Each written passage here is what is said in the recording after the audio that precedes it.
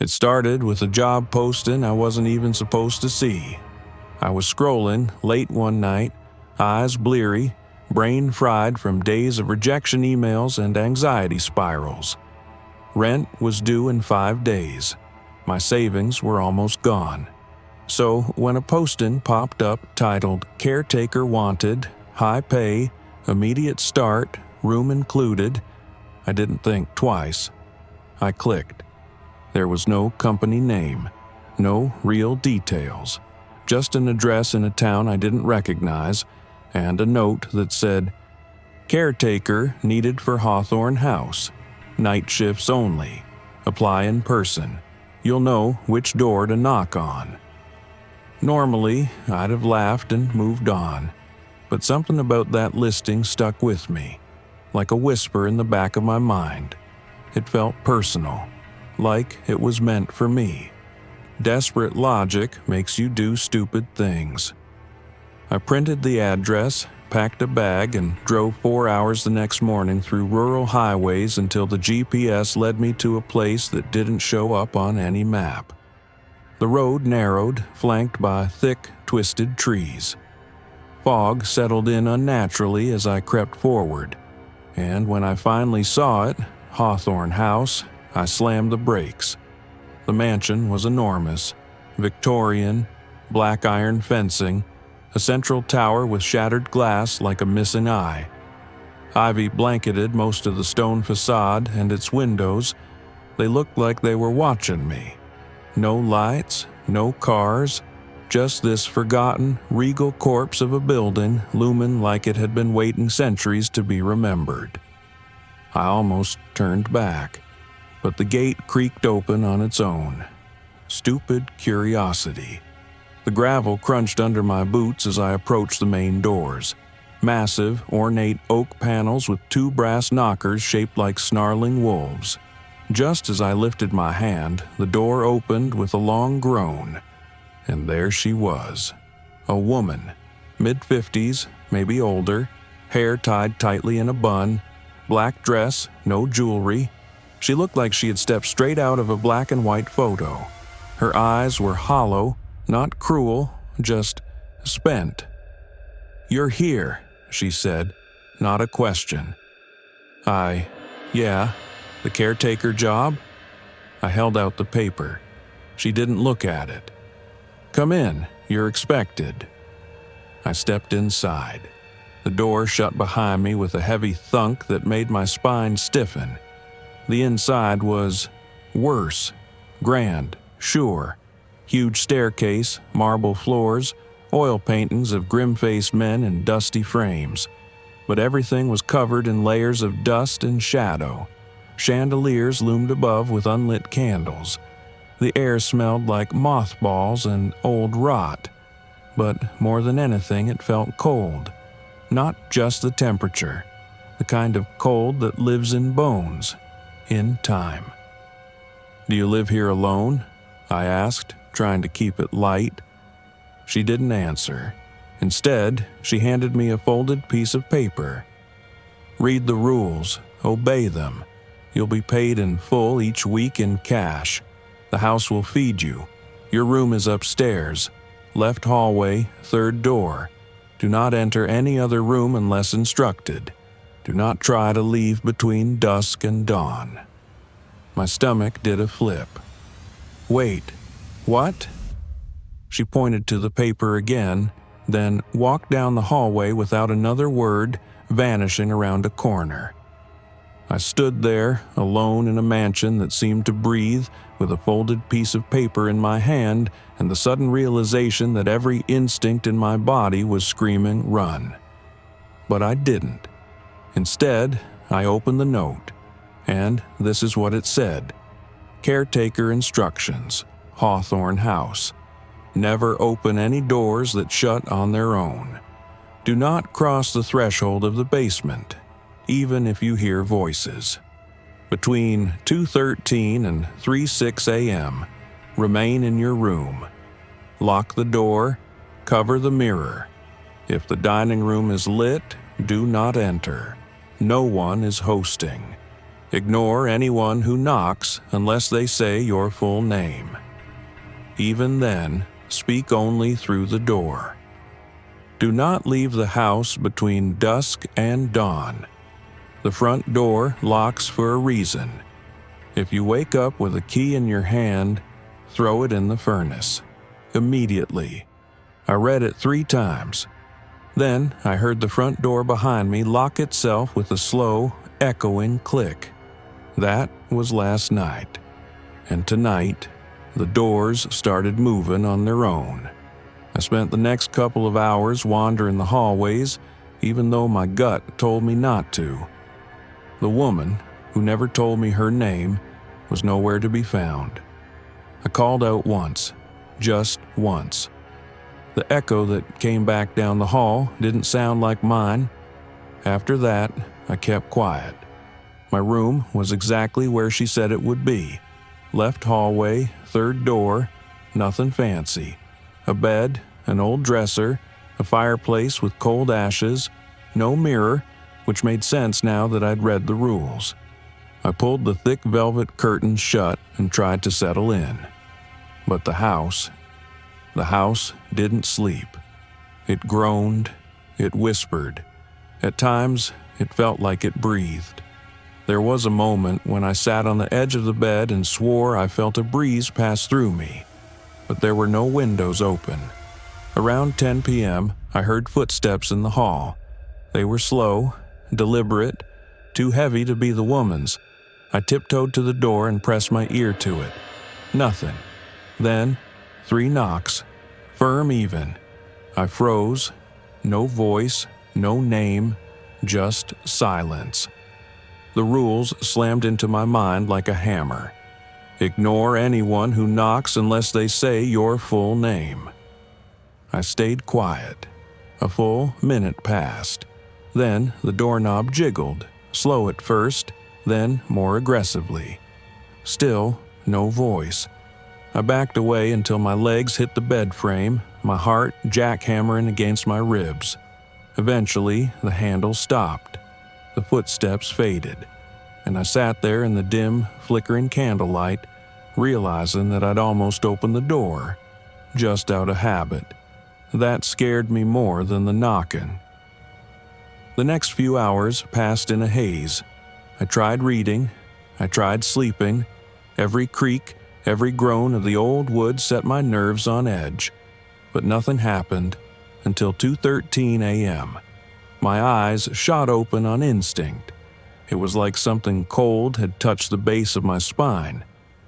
I didn't need to check the clock. I knew. I bolted up, grabbed the folded paper from under my pillow, and scanned the line again. Between 2:13 and 3:06 a.m., remain in your room. Lock the door, cover the mirror. The door was already locked. Good.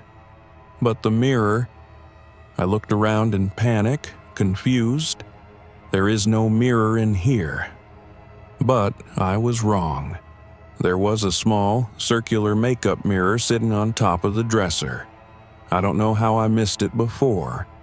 I grabbed a pillowcase and tossed it over, then shoved the whole thing into the dresser drawer, slamming it shut. And that's when I heard it. A door slamming shut somewhere deeper in the house.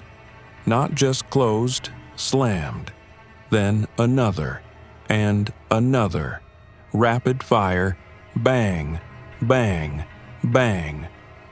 I crept toward my door, listening. It was like the house was rearranging itself. The rhythm of the slams almost sounded purposeful, like footsteps or breathing. I backed away again. Then the hallway went silent. No more doors, no more creaks, and then the worst part. A soft voice directly behind me. "Do you know where your key is?" I didn't turn around. I couldn't. Everything in me locked up like a deadbolt. I remembered Rule 7. If you wake up with a key in your hand, throw it in the furnace, immediately. My hands were empty, but still, I didn't move. The voice came again, softer now, like silk dragging across skin. "Did you leave it unlocked?" My knees nearly buckled. Then, cold breath on my neck. That did it. I lunged forward, spun around, and nothing. No one. The room was empty, the air still, but the candle on the nightstand had gone out. And the dresser drawer, wide open, the pillowcase gone, mirror exposed. My reflection was smiling, but I wasn't. I don't know how long I sat in the corner, knees pulled to my chest, watching that mirror as if it would bite me. Eventually, the time passed. The house seemed to settle. A clock somewhere chimed the hour. 3 soft rings. I didn't dare sleep again. By sunrise, I stepped out into the hallway for the first time. The house looked different, like it had moved somehow, just slightly. Like a painting you walk past twice and swear something has changed. That's when I realized the rule didn't say why the doors slam at night or who was closing them. The next morning, if you could even call it that, was gray and muted. Hawthorne House didn't exactly glow with natural light. The windows let in only slivers of a cold, lifeless sun that barely warmed the hallways. I didn't sleep after what happened with the mirror. I didn't even lie down. I just waited for the house to wake up like some twisted roommate I couldn't talk to. At exactly 7 a.m., I heard the sound of dishes clinking. Not violently, calm, casual, like someone was setting a breakfast table. I followed the sound, cautiously stepping through the eastern corridor. Dust floated lazily in the air. The floorboards creaked like they were whispering to each other. I rounded the corner and saw light, real, soft candlelight, spilling from the archway to the dining room. My first instinct was to walk in, but then the rule came flooding back like an electric shock. If the dining room is lit, do not enter. No one is hosting. I froze at the doorway, peering in. The dining table was set for a meal, not just a casual plate and fork. This was full-blown, white-gloved, antique silver, crystal glassware hospitality. The candles in the chandelier above were lit. A faint haze of steam curled from a porcelain tureen in the center of the table. The scent of roast meat and herbs filled the room, making my stomach growl in betrayal. And there were people sitting there. Nothings. I don't know how else to describe them. They wore clothes, old-fashioned, regal even. One had a powdered wig. Another wore a deep blue dress with a neckline that looked like it belonged in a museum. But it wasn't just their outfits. It was the fact that none of them moved. They sat perfectly still, heads bowed like mannequins mid-prayer, not eating, not speaking. One of them turned its head. I stumbled backward, barely stifling a gasp. Its eyes were white, not rolled back, just empty, like eggshells filled with milk. Its mouth hung slightly open, like it had forgotten what it meant to close it. I turned to run, but not before catching one last detail. The plate in front of the one who turned had a key on it, an old black iron key resting on a folded napkin, and then every candle in the chandelier extinguished at once. I sprinted back down the hall without looking back. My feet hit the floor hard, echoing off the walls like a warning. When I finally reached the main foyer, the front door stood tall and sealed like it hadn't been touched in 100 years. I stopped there, hands on my knees, catching my breath. The house was playing games. Every room felt like a test, and I was starting to wonder if I was failing. That afternoon, I found the woman again. Or rather, she found me. I was sitting in the library, not reading, just staring at the fire that refused to light. She appeared in the doorway like a shadow, holding something in her hand. "Your meal," she said, placing a plate on the table beside me. Soup, bread, an apple, all cold. She turned to leave. "Wait," I called out. My voice cracked. She stopped. "That key, on the plate, in the dining room. What does it open?" She didn't turn, didn't even flinch. "Do you have it?" she asked. "No." "Then it opens nothing." And just like that, she vanished into the hallway, leaving only the scent of old flowers behind. That night, I tried to prepare. I relocked the mirror drawer and jammed it shut with a chair. I stuffed towels under the door. I kept the lights on. But sometime around 2 a.m., I woke up with something pressing into my palm. I sat up slowly, heart already racing, afraid of what I'd see. It was a key. Small, cold, the same black iron as the one I'd seen on the plate. I dropped it instantly and scrambled to the note on the nightstand, reading it aloud to myself through chattering teeth. "If you wake up with a key in your hand, throw it in the furnace, immediately." I didn't wait. I didn't think. I grabbed the key with a towel, bolted down the stairs in my bare feet, and made for the west wing. The house shifted around me, doors opening, walls groaning, wind howling where no windows were. The furnace room was at the far end. I had seen it my first day, chained shut. Tonight, the chains were gone. The door stood wide open. Inside, the furnace crackled with orange fire. Waiting. I didn't hesitate. I tossed the key in. The flames roared like a scream. And behind me, somewhere in the dark, I heard a dozen voices hiss in unison. Wrong key. I didn't sleep again that night. After tossing the key into the furnace and hearing that inhuman hiss, I slammed the door and bolted back to my room like something was chasing me. Maybe something was. I never turned around to check. When I got back to my door, it was ajar. I was absolutely sure I'd locked it before leaving. My heart sank. I stood outside the threshold listening. Silence, then, very faintly, breathing, not mine, not from the hall, from inside the room, low, guttural, raspy, like someone who hadn't drawn air in decades. I didn't step inside. I backed away slowly, like you would from a sleeping predator. I retreated down the hall and spent the rest of the night in the linen closet, curled beneath dusty blankets, praying for morning. It came eventually, though the sky outside barely shifted from black to gray. When I returned to my room, it looked untouched. The mirror drawer still jammed shut, the bed still made. But there was one new detail. On the dresser, laid out perfectly, was a black napkin, and resting on it, another key. I didn't touch it. Instead, I pocketed the original rule sheet and wandered the house in daylight, if that even was day anymore.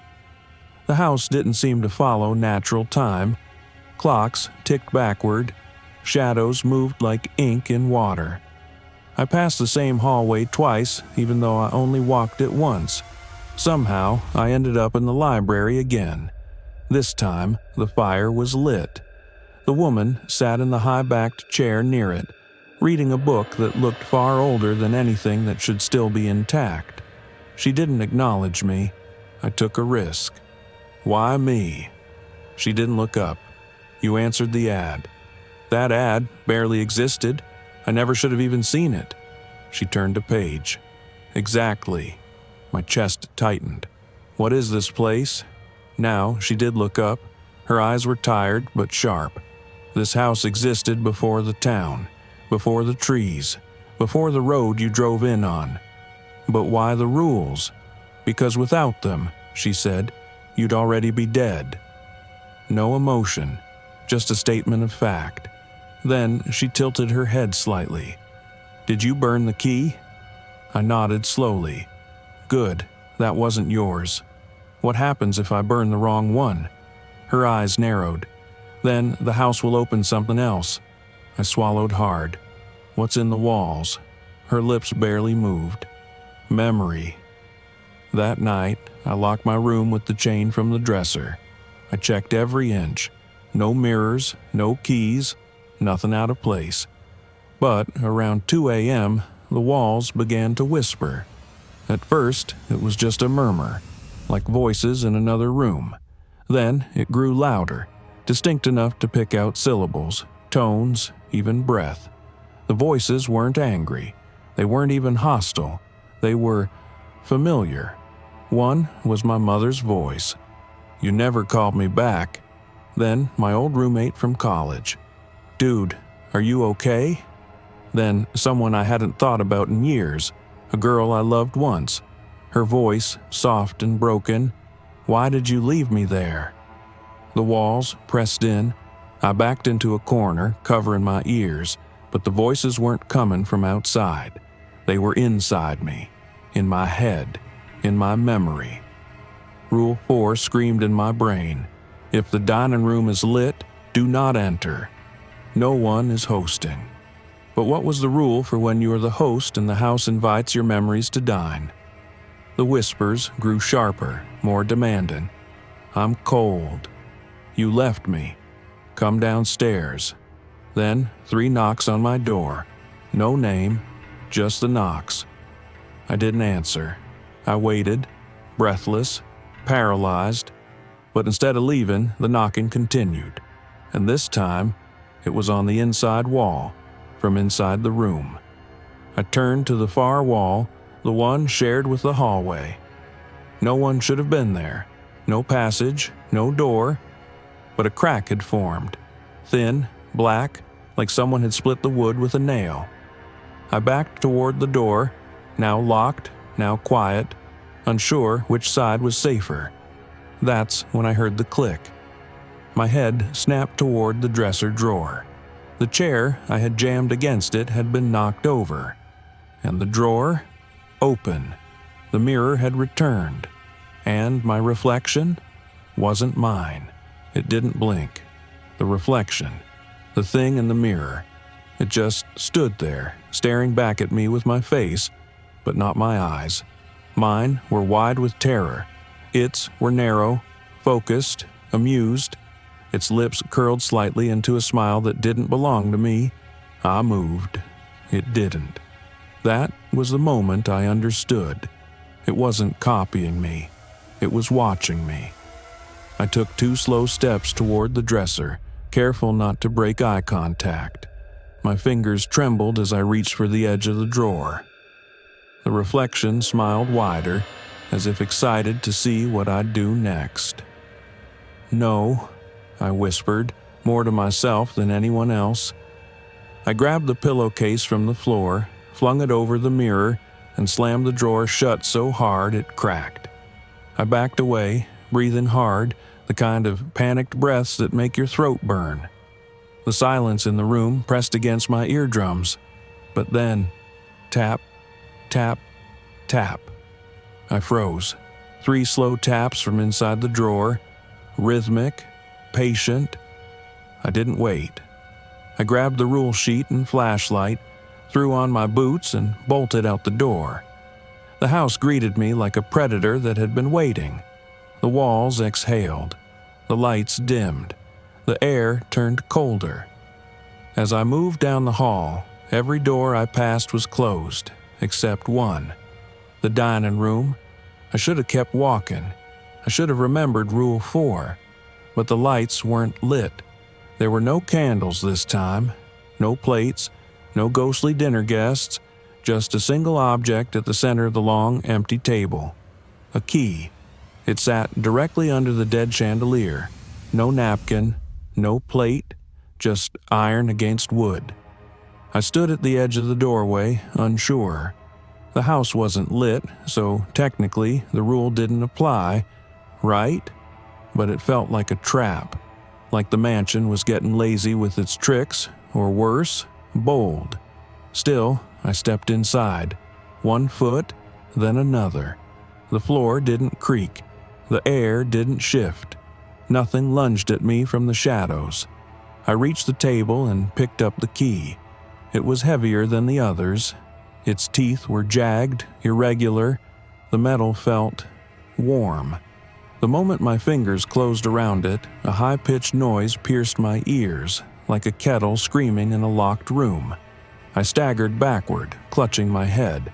Then, all the doors in the hallway slammed shut at once. I ran. Didn't look where, didn't care. I just needed to get out of that room before the key decided I wasn't worthy. I ended up in a stairwell I'd never seen before.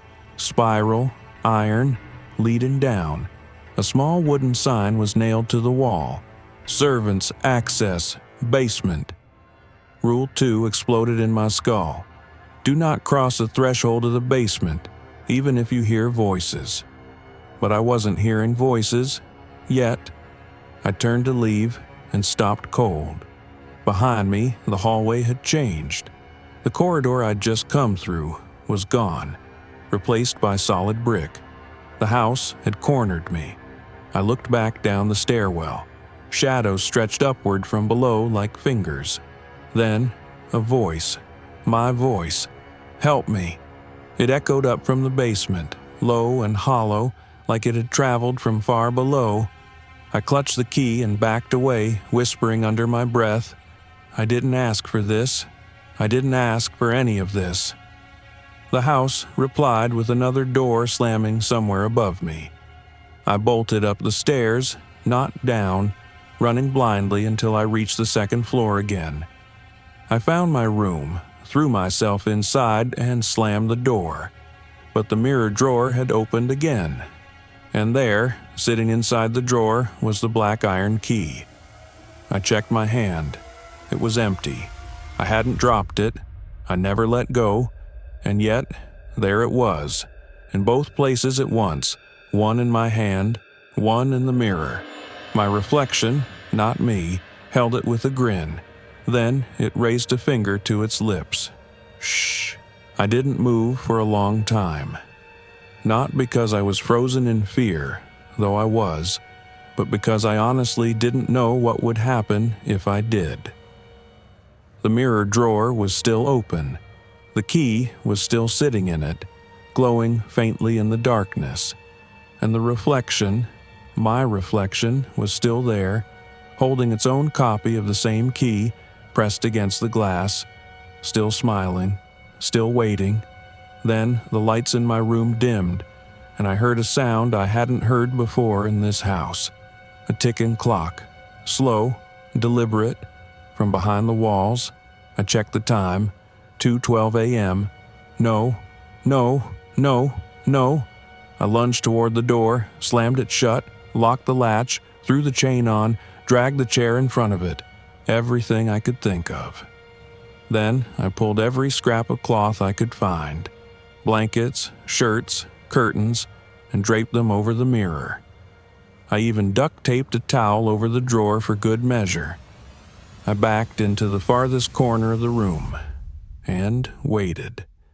The ticking grew louder with each second, not from a single source but from everywhere, beneath the floor, behind the ceiling, inside the walls, like the house itself was counting down.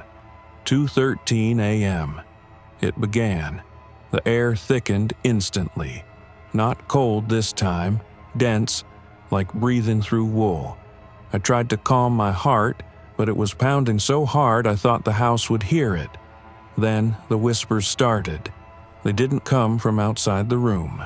They came from inside the drawer. "Open it," they said. "Let us out. You don't know who you really are, do you?" My hands shook as I clutched the rule sheet.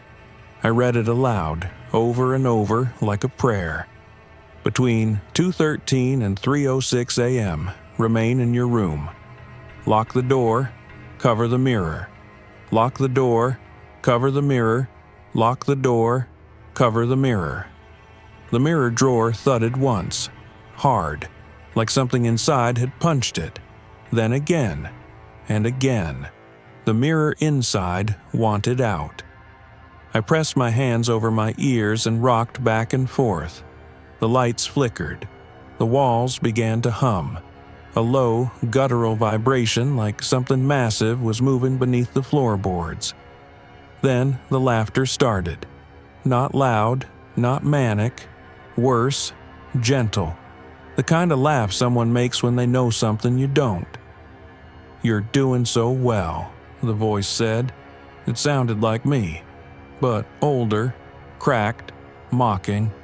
"Just open it," it whispered. "You know you're curious. Just for a second." The dresser shook violently. I screamed, just once, then ran to the bathroom and locked the door inside my room. I don't know why I thought that would help, but it was the only place left to hide. No mirror in there, just darkness and a dripping faucet. I curled up in the bathtub and waited, and waited, and waited. Time stretched, twisted, contorted. I swore I saw my own shadow crawl across the ceiling even though I hadn't moved. The ticking grew louder until it wasn't ticking at all. It was knocking. Then silence. A single ding rang through the mansion, soft and low, like a grandfather clock muffled behind velvet. 3 a.m. The noise stopped. The hum vanished, and the air suddenly felt lighter, as if some invisible pressure had lifted off my chest. I emerged slowly from the bathroom. The room was dark, but calm. The mirror drawer was closed. The cloths I had stuffed over it were untouched, but the chair I'd wedged under the doorknob, thrown across the room, and on my bed, placed gently on top of the sheets, was a note. A different kind of paper. Old, yellowed, inked in deep crimson script. It read, "You made it through the hour. The others didn't. Now let's see what you'll do with the door that never opens." I stared at it for a long time. Then I heard it, faintly from down the hall. A click, a single door unlatching. Somewhere in the mansion, something had just opened for the first time, and whatever it was, had been waiting a long, long time. The click echoed through the hallway like a ripple in still water. Software precise. Final. I stood at the threshold of my room, staring out into the corridor. Every instinct screamed at me to shut the door and pretend I'd never heard it. But the note on my bed, it felt like a dare. "Now, let's see what you'll do with the door that never opens." The problem was, I didn't know which door that meant. I'd passed dozens during my patrols, some locked, some fake, some sealed shut by time and dust. But one, just one, had always bothered me. It was in the east wing, at the end of a crooked hallway that narrowed the closer you got to it, like the house was warning you not to proceed. That door was different. No knob, no handle, no keyhole. It had never opened, until now. I moved slowly, flashlight in one hand, the other skimming the wall like I was afraid the floor might vanish beneath me. Every step toward that wing felt like trespassing. The hallway was colder than the rest of the house, not because of a draft, but because this part wasn't alive. It was preserved for something. When I reached the final stretch, I knew. The door was ajar, not much, less than an inch, but enough. A faint breeze passed through the crack, dry and sterile, like a tomb that had been sealed for centuries. I pressed my hand against it. It was warm. Against everything I knew, everything I'd learned, I pushed the door open. It creaked, but not like old wood, more like breath. Inside was a room that didn't fit the house. Everything else in Hawthorne was decadent, antique, dust-laden. But this was sterile. White walls, white floor, a long black table in the center, and on it, spread in neat rows, were photos, hundreds of them. I stepped inside. Each photo was of someone in a different room of the house. Some showed them asleep in the bed I now used. Some sitting at the dining table. Some frozen in the act of burning a key in the furnace. They were all different people, different decades. Same house, same poses, same rules, and in every single photo, no matter the year, there was always a mirror. I picked one up at random. A man, pale, gaunt, standing by the basement stairs. In his hand, the black iron key. Written across the back in crimson ink were the words, "He listened too late." I dropped it. The moment it hit the table, the lights overhead flickered. Once, then twice, then a voice, my voice, spoke from the corner of the room. "I told you not to come in here." I spun around, flashlight beam cutting through the air. Nothing. Just the room, the table, and the now closed door behind me. I lunged for it. It wouldn't budge. I threw my shoulder into it. Nothing. Then the photos on the table began to shift. Not blow away, not fall. Shift. Like hands beneath them were shuffling the deck. One slid forward, separating itself from the others. A fresh one. Still warm. Still wet with developing fluid. I picked it up. It was me. Standing exactly where I was now, holding this photo. The same expression on my face. The same shadow behind me. Wait. Shadow? I turned slowly, and behind me, standing in the corner where the voice had come from, was someone. Same clothes, same face, but eyes hollow, empty, no color, no depth, my reflection, but unhinged. He tilted his head and smiled with lips too wide. "You were never meant to leave," he said, "but the house let you think you could. That was the trick." I backed toward the door again. "What do you want?" His smile didn't change. "I don't want anything, but the house, it's hungry." "Hungry?" He pointed to the table, to a blank space, a perfect rectangle among the photos. "Every room tells a story. Every guest adds a page. But some stories have to be rewritten. Some doors shouldn't open." Then the room began to shake. The lights stuttered violently. And in the mirror across the far wall, one I hadn't noticed before, he was already inside it. And I was gone. I was in the mirror. Or maybe the mirror was in me. At first, it felt like standing behind a sheet of glass, aware of the world but untouched by it. I could see everything. My doppelganger, the one with my face but none of my soul, was still in the room, now calmly examining the photos like I hadn't just been replaced. He moved differently than me. Too smooth, too certain. Like he'd walked these halls for centuries while I fumbled through in fear. When he passed the table, the photos curled at the edges, turned into ash. The house approved.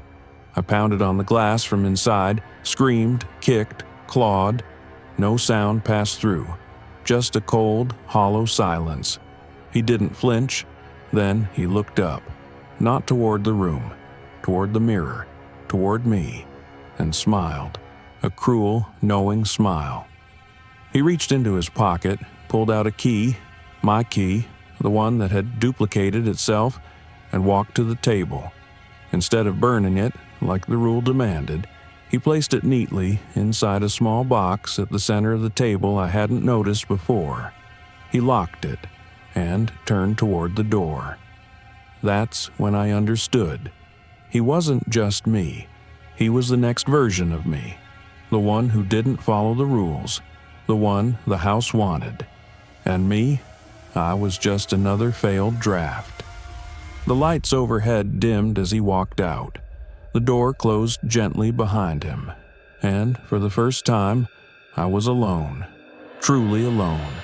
Inside the mirror, the room shimmered, began to warp. It bled into blackness. And then, I was standing in the foyer again. Somehow. Not in the mirror, not in the white room, back at the start. My backpack was over my shoulder, my rule sheet folded in my coat pocket.